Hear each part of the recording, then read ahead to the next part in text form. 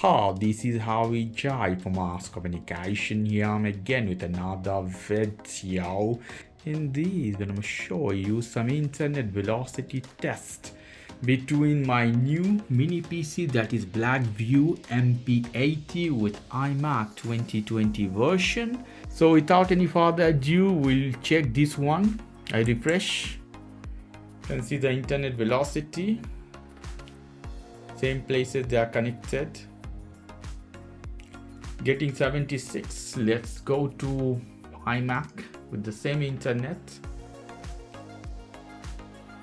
Almost going up 450 something as this, 450, 440. So let's see here which internet is connected.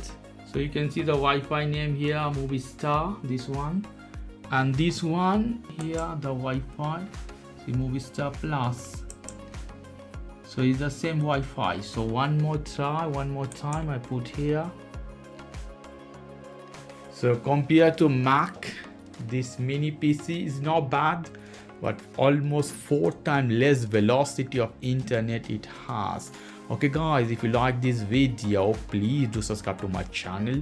Like this segment, please give me a thumbs up. Take care till then, bye.